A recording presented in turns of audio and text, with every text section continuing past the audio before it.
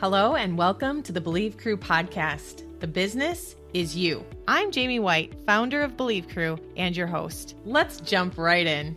Today I have with me in podcast studio Samantha, a money mindset coach. I am so excited to have someone that talks about money mindset on the podcast, and I would love to hear how you got into this and what in the world made you decide to start money mindset coaching. Yeah, thank you so much for having me. I'm really excited to be on your show today. So yeah, that's a great question. It's been quite a journey, I must say, into finding money mindset coaching. Long story short, I kind of always knew that I wanted to have my own business, but I always had no idea like what it would be. And I worked in the corporate setting for quite a while and kind of would daydream about, what it would look like if I had my own business. What would that look like to be able to work from anywhere in the world and that kind of thing. And then a very kind of synchronistic series of events, I found my business coach, Anna, who kind of suggested coaching for me. And I was really resistant to the idea. I was like, oh, I'm not a coach. No, I could never do that. Like, I'm not confident enough. Basically, every limiting belief in the book. I'm not the kind of person who could do that. So very resistant, a lot of resistance coming up, but I finally was like, okay, I'll give it a try. Still had no idea what kind of coaching I would want to do. So I invested in a course kind of laying out the steps of starting a coaching business. And I think it was just one of the examples the woman gave in the course is of a niche was you can help women heal their relationship with money.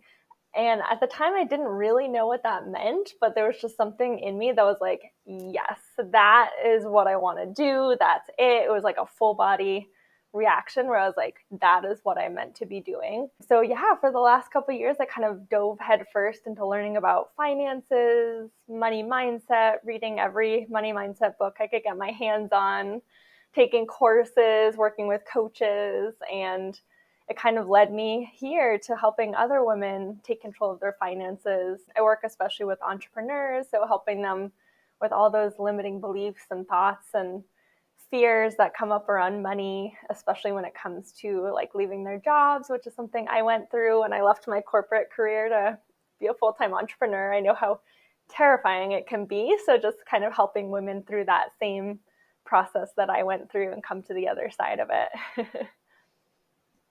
That's amazing. And I want to dig into some of the questions around money mindset. But before I do, something that you said really connected for me, because when you were hearing that little voice or feeling that in your body where you're like, okay, something about this is really connecting for me.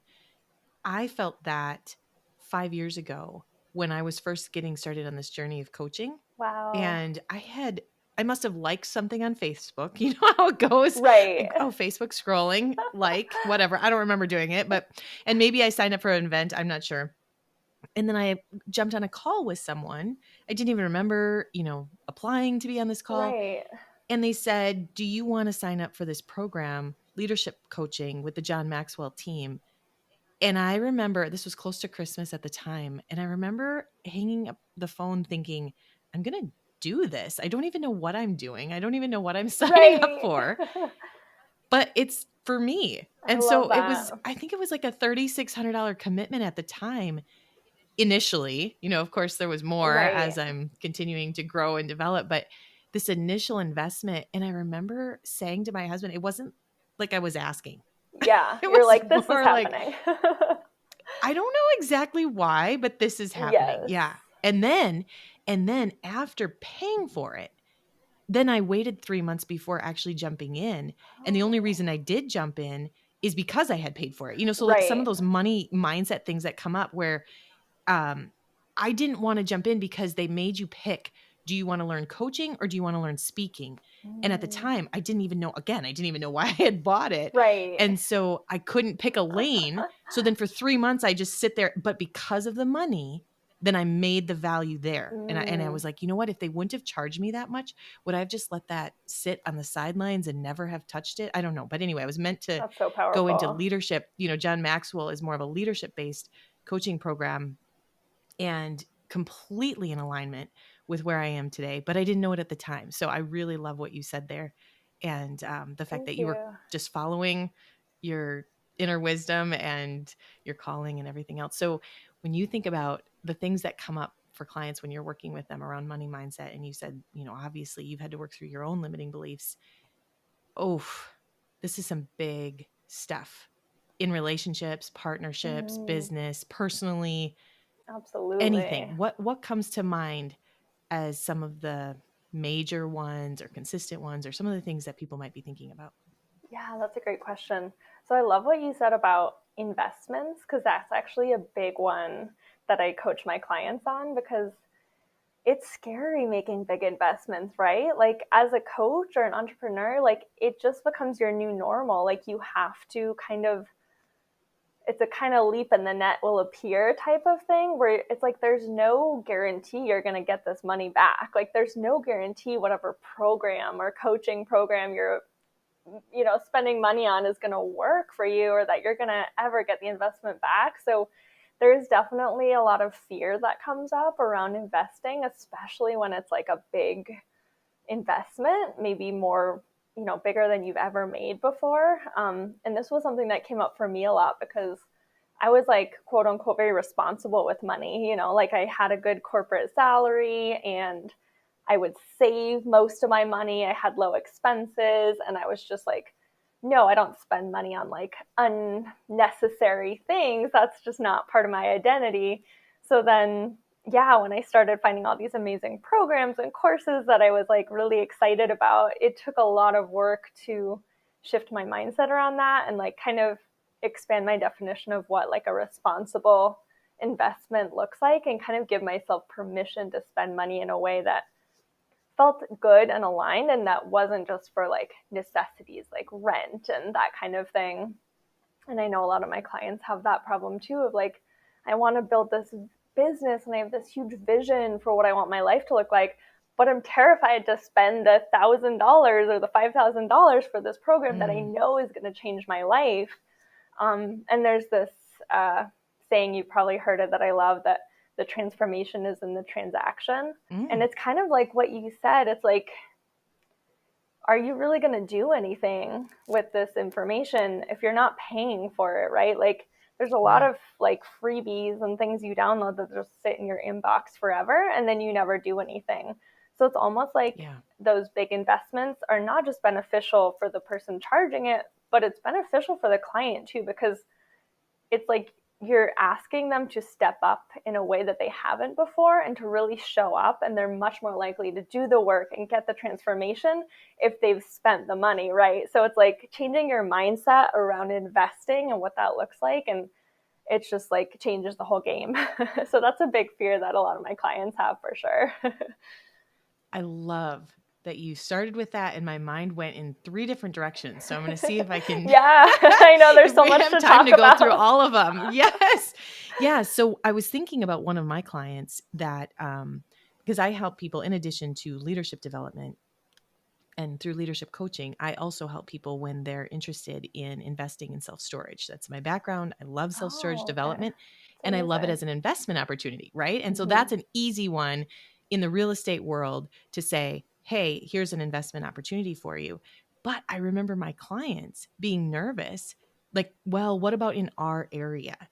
What about investing here? What about what sizes should we do? And so all the questions that came up, I was comfortable. I had been there. I knew the answers. And so getting coaching or consulting from someone or paying from someone that Mm-hmm. knows, I knew that my clients were building something amazing because I wasn't worried, right? I Yes. was like, you're going to rent them, and so they don't even have them built yet. And they already have people on a waiting list That's and they're amazing. in the middle of almost nowhere. I mean, the population is very small and but I'm so comfortable with the storage industry, having Mm-hmm. been through it, that the fears are not the same for me, right? So someone else that's Right. been through that, being able to say, what, well, this investment, but having said that, that same investment might not work for someone else because if Mm-hmm. we're not really called to do something, then buying something that's not for us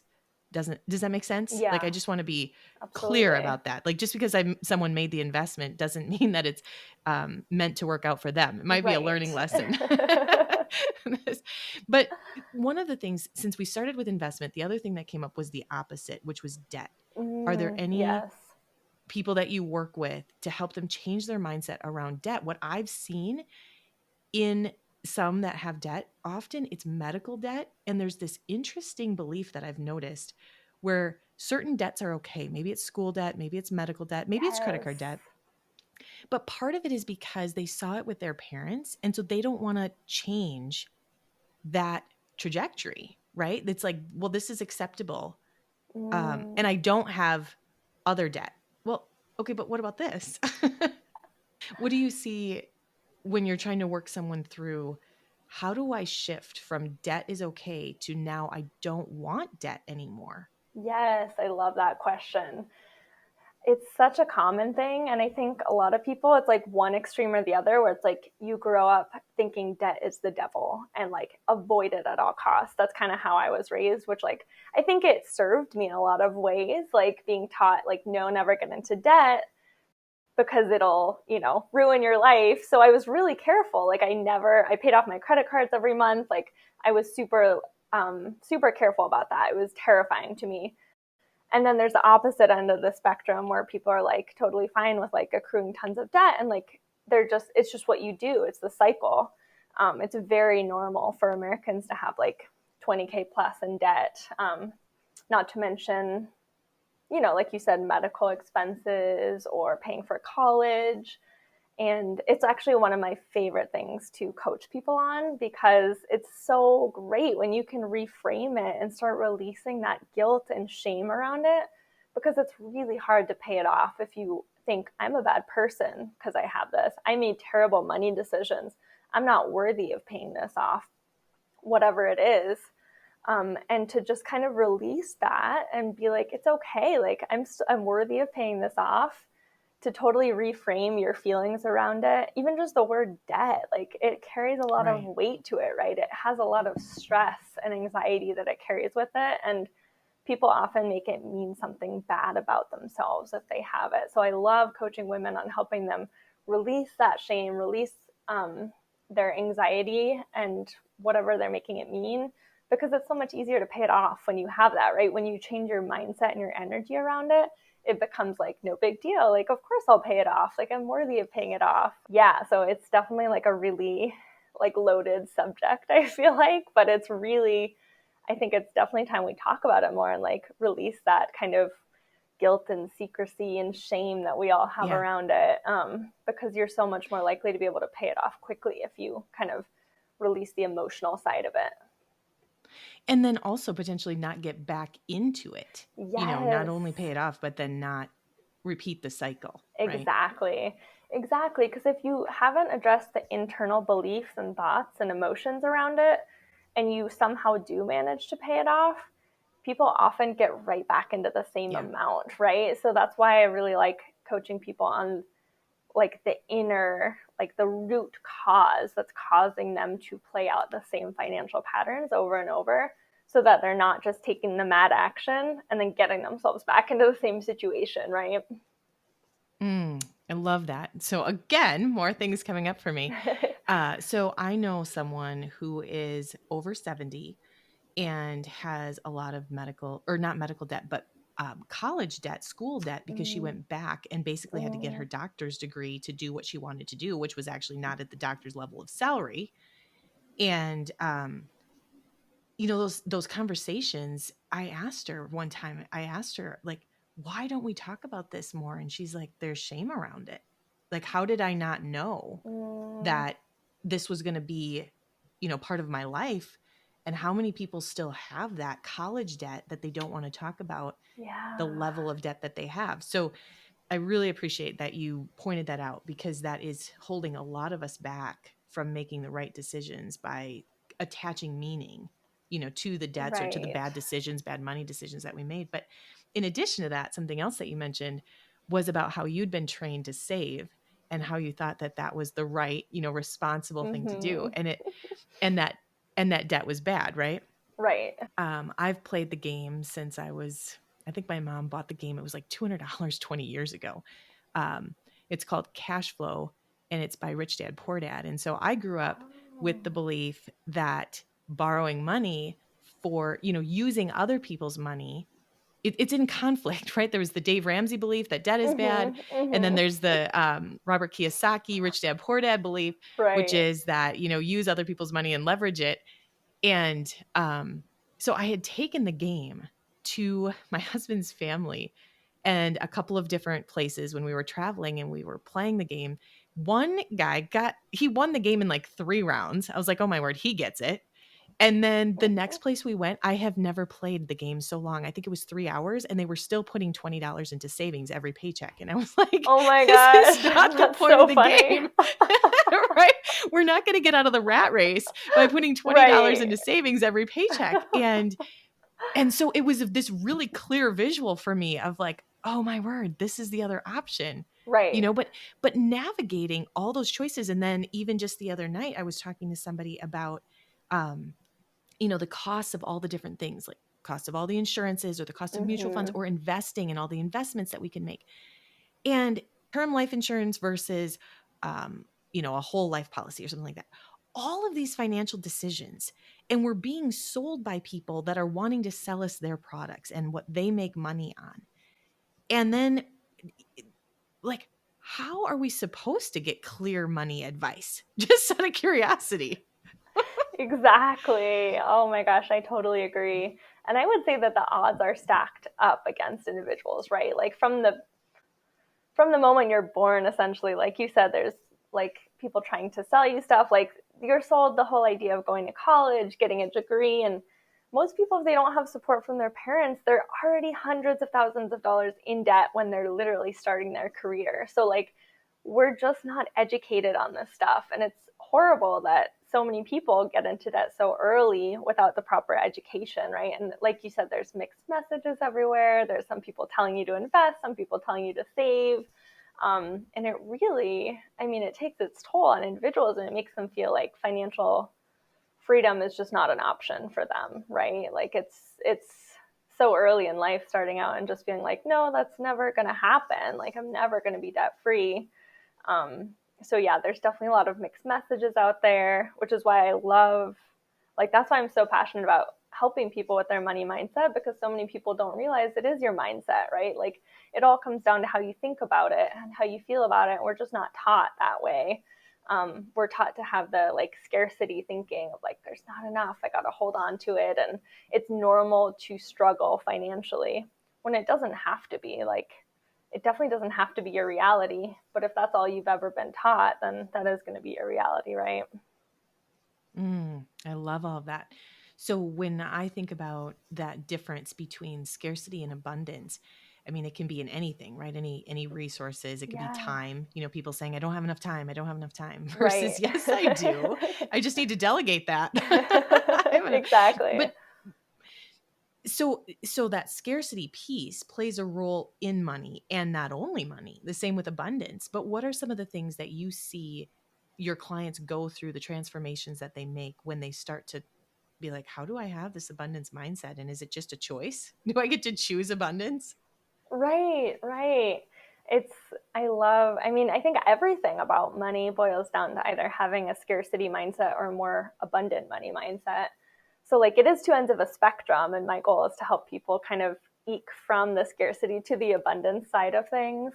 Um, because it really affects everything of like how you show up in life and how you deal with your finances. Because if you have these deeply rooted beliefs that like there's not enough money in the world and there's fierce competition and there's not enough resources and I have to work hard for every penny, and if you have all those beliefs, it's going to be reflected in your reality, right? So I think there was like a study done where people who kind of believed they were lucky and they had a lot of opportunities, when they walked out of a building and there was like a $20 bill on the ground, they saw it. And then the people who had the belief that like I never have any good luck, like I'm always down on my luck, nothing good ever happens to me, none of them saw it. So, like, at the very baseline, it's about seeing opportunities when they present themselves when you have this abundant mindset of like belief in yourself and your ability to create wealth and belief that there are opportunities, you're going to see the opportunities, right? Your brain is always looking for that evidence.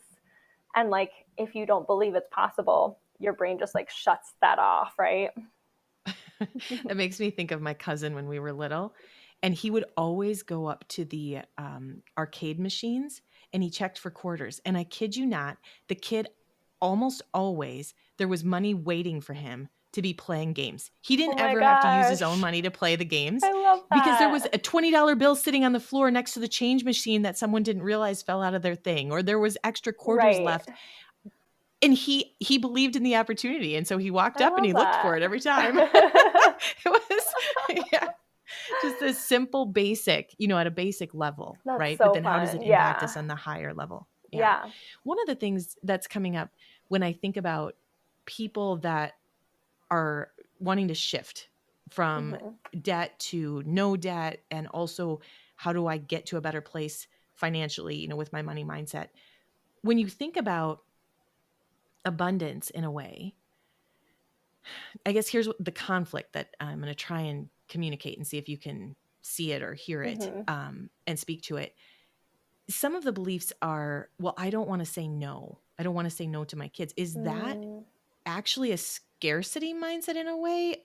Because somehow that's getting them into debt because they didn't actually have the money to pay it anyway? Or like, how do we navigate wanting to be able to provide these opportunities for our kids, or for, I mean, oftentimes I know that parents spend money on their kids when they don't make that level of investment in themselves. I right. know I'm guilty of that myself.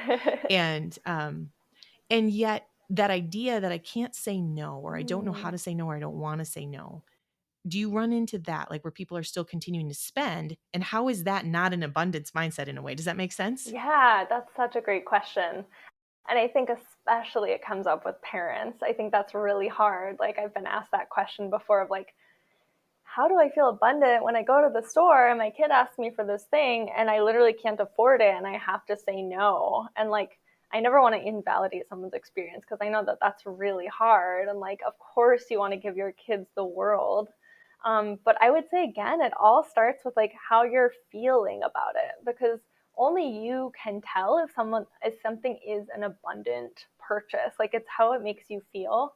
So for example, there's certain like investments, like maybe something is something you really want to do, but you know that spending that money is actually going to send you into a lot of stress around money and that it's going to make you feel worse. So that's maybe not something you want to say yes to. And maybe buying that thing for your kid is actually going to make you feel amazing, even if it's adding it to your credit card debt. And that means it's like an abundant purchase for you, right? So it's like it's changing how you feel when you interact with money. And I think that's kind of it at its baseline. Because when you're always complaining about money, when you're always saying, like, I don't have enough, that's such a scarce way of looking at the world. And you're going to have a really hard time, like, attracting more money when you're always looking like playing the victim mentality. But it's just like shifting your language, your thoughts, your habits, your feelings around money. And like in that moment, it's asking yourself, like, how can I feel good about this, whether I buy it or not? Like, how can I shift how I feel? And then if you choose not to, it's like, how can I reframe it to be like, I'm choosing to invest my money elsewhere right now, or this is temporary. Like, how can you reframe it in a way that feels good instead of being like, oh, well, this sucks, which is a totally valid response. It's just about reframing it for yourself. How often does it come up that there's an issue between couples or Mm, partners? Like I think about business partnerships yeah. and the relationship that my husband and I have had. I grew up where when we went to the store, we usually got 2 or 3 carts. And it's not because we were, gluttonous. It's because my Right. parents were home builders, and my mom, got through the lighting section, and she was at Menards and she was still buying because we had just gotten through one house, or Right. one department. And then the same when we went to a grocery store, sometimes it was 2 Hmm. carts because we had so many people over all the time. It was like, well, you might as well get 3 bottles of ketchup while you're here because otherwise it's not Right. going to last us. And so, and financially they were in a position where we could do that, but it was Hmm. definitely more of an abundance mindset that I was raised Yeah. with. And then my dad would look at opportunities with land and Mm, say, how can I do that? And he would be like, well, maybe it'll be seller financed. Maybe I could just ask the owner um, if he'll let me make payments on it. Like looking for those opportunities and those deals from the perspective. I mean, we lived in a way like we were broke because we looked for opportunities, if that mm-hmm. makes sense.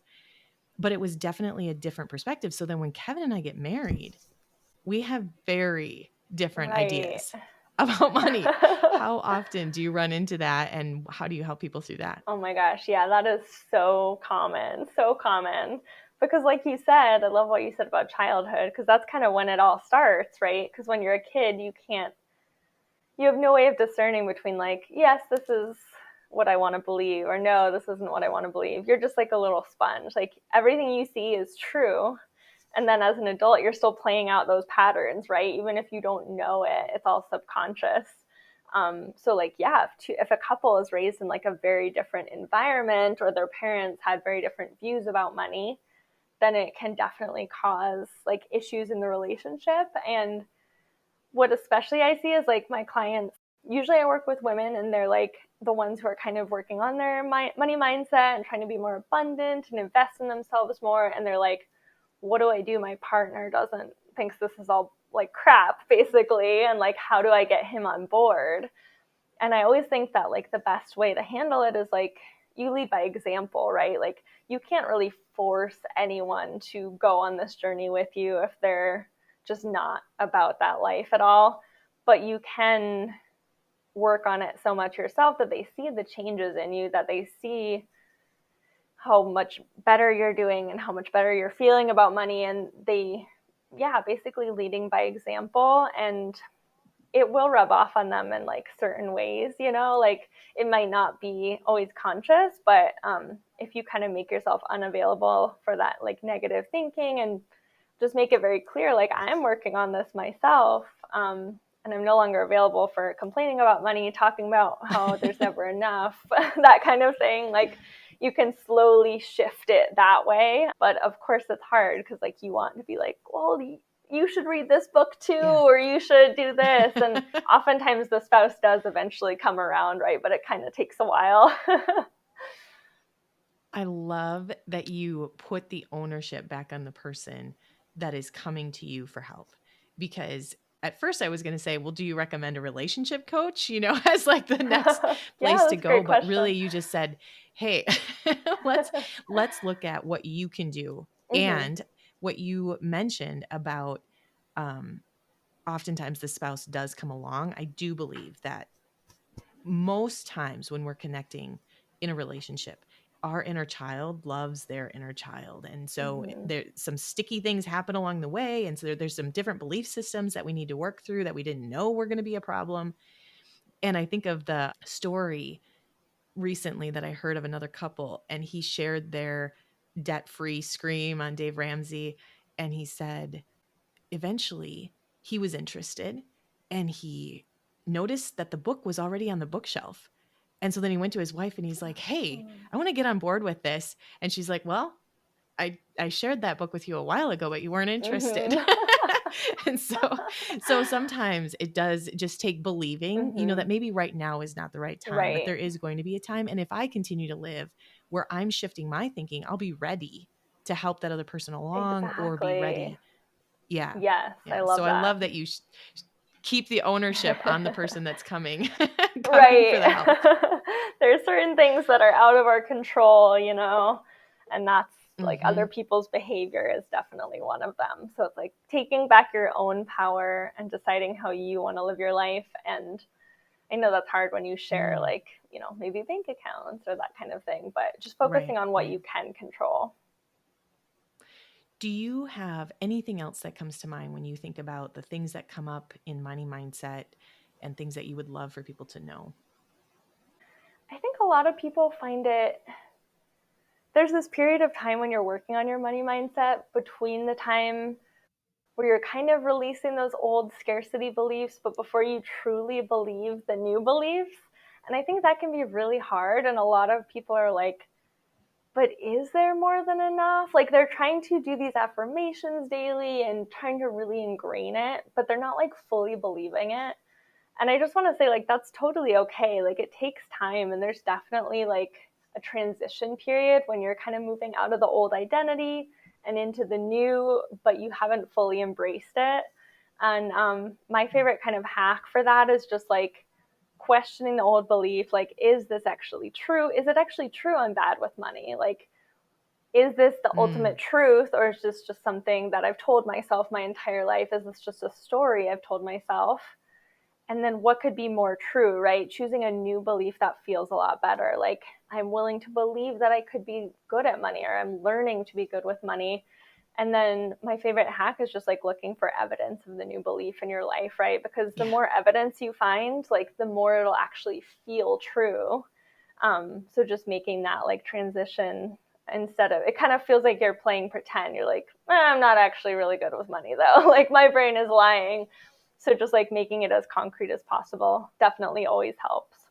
Love that. And a couple of things come up again for me when I think about what you said about shifting these belief systems. I was recently at a seminar, and the person leading the discussion was a therapist, and she helped people identify their perfectionist challenges, you could say. Mm. And she helped them by creating awareness around the fact that beliefs are created. But she didn't help them figure out how to change those beliefs.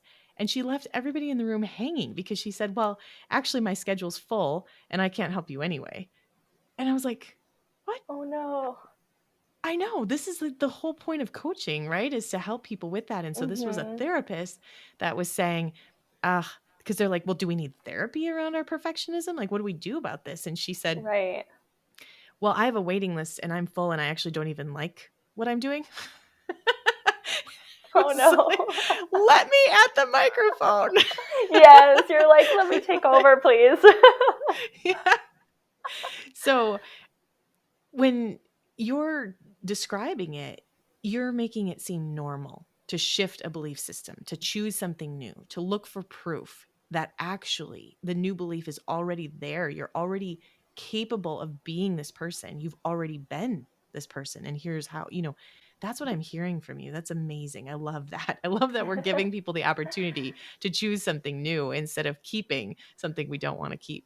Right. Yeah, thank you. I think it took me a really long time to realize that. Like you can kind of get something in theory, right? And like I think the farther into personal development you go, the more you start to like go from I kind of understand this to like fully embodying it and being like, "Oh, yeah, this makes sense now." But yeah, we can really pick and choose our beliefs, right? Like our beliefs about ourselves, our belief about money.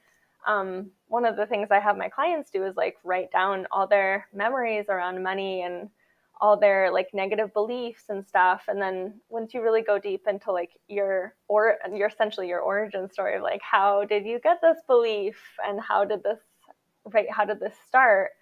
It's so much easier to like go back to the root and then like decide, oh, I don't think this belief is serving me to get to my goals. What would be a more empowering belief? And then just like really trying to ingrain that new belief. It's kind of like, that old thing of like when you're looking for a new car and you have a specific car in mind and like you start seeing that car everywhere.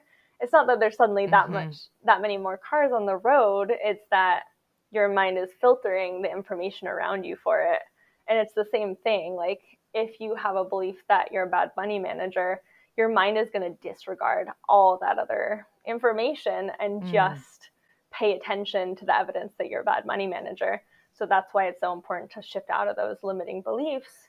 And then it Mhm. becomes so much easier to reach your goals, right? Because you're not like, it's not like pulling teeth. You're not like fighting against the current anymore. That really stands out for me. And I think recently of something that I've always believed that I was good with numbers and good with names. And Mm, so often I hear people say, "Oh, I'm not good with names." It's like the excuse for why they didn't remember your name, right? right. And I recognize people, I'm really good with faces, but I'm not good with names. Right. Okay. Well, at what point is your brain going to start being good with names? Because you've been telling it for years that you're not good with Exactly. names. So my son Yes. recently came to me and he was like, "Hey, I'm actually shifting my belief. I'm trying to tell myself that I am good with names. And he's like, it's Oh, definitely shifting things for me. I'm like, I love yes, that. mini win, we'll take it. Yes, that's amazing. And so Mhm. empowering too. You can pick and choose what you believe about yourself. Right, exactly. I know. I've always believed I'm good with numbers or I'm good with phone Yeah, numbers. This was back that's in the day when I used amazing. to remember them. Yeah, now with but part of it came from my mom. I watched Hmm. her. My dad would come in the house and he would say, "Hey, what's the number of the plumber?" And my mom and he would start to pull up the phone book and my mom would say 715-424-0005. Wow. And my dad would be like, "Oh, you're annoying." Like he didn't even get to I think he would say, "How do you spell their last name?" Because he was trying to figure out exactly where to find it in the Right. phone book. And she would be like, "Well, the number is," and she would rattle it off. That's And so it's, amazing. I saw that, right? So when you think about what Yeah, you said with clients writing the stories of origin, where did we come up with these right. beliefs? They are all there. I know why I'm good with a Yeah, calculator and good with numbers and good with names because I saw it and I believed it to be possible for myself and I wanted it for myself. I love that. So That's so awesome. cool. That's so cool. I think like a big one that I see a lot is I'm bad at math. I'm bad with Yeah. numbers, aka that means I'm bad at money. And that's one I had for a long time. I was like, oh, I'm just bad at math. Like I thought this all throughout high school. I was like, no, I'm not good with numbers. I like writing. I like English. I'm bad at math. And then Hmm. in college, I remember I like reached out to a professor for extra help, and like I ended up getting an A plus in the class. And I was like, wait, is that not actually true that I'm bad at math? Did I just not like ask for the help I needed? But I see that a Wow. lot where women are like, oh, I'm bad with math. And then they kind of translate that over to money. So, like you said, it all kind of goes back to the origin of like, where did this belief start? And then, like, kind of realizing, Wow. no, like, it's not the ultimate truth. It's just like a story you've told yourself all those years. But I love that you believe you're good with numbers, and that's like so Yeah. beneficial. I love that. Well, the opposite was that I believed I wasn't creative because Oh, oftentimes see? when you're in those, Yeah. math and science and you're good with that kind of stuff, then I Mhm. believed I wasn't creative. And then I was in a furniture store at 18. I was running a furniture store with all these designers. And so I was Mhm. continually saying, I'm not the designer. You'll have to work with the designer. Oh, yeah. And over the years, I was around it long enough that I learned as much as you can. I don't, consider myself an artist, but so Mhm. many people around me are like, oh, you're so creative. Well, it's because I learned it. It's not because I Exactly. thought I was creative, but I found the areas where I am creative instead of saying, hey, you want me to design your room, no, I can Mhm. help you in these ways, and Right. embracing that I am creative, but it's in a whole different lane than other Yeah. artists or something like that. I've seen the things that we can train on and the things we can't train on. And oftentimes people say, I can't train on character, and Mm. so now we're going to go deep in a different lane. But when you think about coaching and the impact that it has, Mhm. then if people are healing, if they're getting help through coaching, believing, or even if a leader believes, I can train on character. Mhm. How can we do that? It's really through a different leadership model. Can we actually train on these things or can we coach? What if? Mm. What if leaders became coaches and came Right. from the perspective that people could change? I love that. That's a whole nother level, whole nother Yeah, whole discussion. nother.